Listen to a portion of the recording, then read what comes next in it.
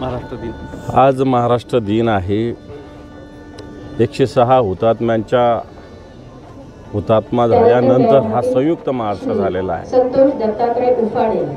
आणि हा महाराष्ट्र एक मराठी माणसाचा महाराष्ट्र एक प्रगतीच्या दिशेने जात आहे। निश्चित या प्रगतीला काही अडथळे येत असतील, तो महाराष्ट्रातील मराठी माणूस हा एक जिद्दीनं, एक तळमळीनं, एक कष्टानं हा महाराष्ट्र पुन्हा एकदा ताकदीनं उभा करण्यासाठी प्रयत्न करतो। समस्त महाराष्ट्रातील जनतेला, मराठी बांधवांना, जो महाराष्ट्रात राहतो तो मराठी, या सर्वांना मनपूर्वक शुभेच्छा। संतोष दत्तात्रय उफाडे आजच्या दिवसाबद्दल काही उपस्थितीबद्दल वगैरे? कोणती उपस्थिती? सगळे नेत्यांची। महाराष्ट्र दिन आता कोण कुठे असतील मला माहिती नाही, पण आज आचारसंहितेमुळे बरेच जण इथं आलेले दिसत नाही। जी गर्दी असते ती पण नाही आहे। मग अशा पद्धतीनं हा दिवस आपल्या दृष्टीनं महत्त्वाचा आहे, सगळ्यांच्या दृष्टीनं। मी कोणावर टीका टिप्पणी करणार नाही, परंतु सगळ्यांनी आलं पाहिजे एवढं मला निश्चित वाटतं। दिनानिमित्त मी सर्व पत्रकार बंधूंना, नागरिकांना, सर्वांना हार्दिक शुभेच्छा देतो।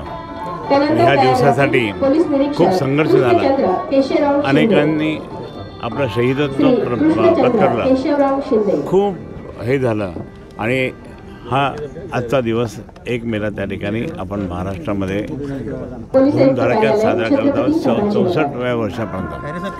आणि मी या ठिकाणी सांगेन की आजचा महत्त्वाचा दिवस हा आहे आणि आजचा महत्त्वाचा दिवस म्हणजे अनेक हुतात्मे झाले, अनेक शहीद झाले।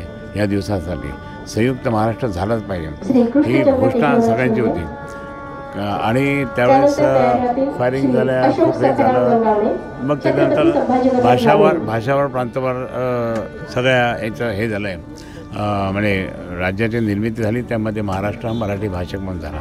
तरी पण आमची मागणी काय आहे माहिती आहे का? आमची मागणी अशी आहे, बेळगाव, कारवार, बिदर, गुलबर्गा, त्याच्यानंतर मग बाकी सर्वच भाग तो आमचा मराठी भाषिक जो आहे तो या महाराष्ट्रात आला पाहिजे, संयुक्त महाराष्ट्रात आला पाहिजे, ही भूमिका आमची आजही आहे। शिवसेना प्रमुख माननीय बाळासाहेब ठाकरेंचे वडील ह्या आंदोलनात होते, साहेबसुद्धा होते आणि आम्ही पाहत होतो, आम्ही लहान होतो आणि हा दिवस हा लवकर यावा अशी आमची म्हणजे मागणी होती आणि ती आज आचारसंहिता असल्यामुळे त्या ठिकाणी फक्त अधिकारी वर्गांनीच त्या ठिकाणी विभागीय आयुक्तांनी, सन्माननीय विभागीय आयुक्तांनी झेंडावंदन केलं आणि आम्ही त्या झेंडावंदनमध्ये प्रतिवर्षीप्रमाणे आम्ही सहभागी झालो, कारण हा आमचा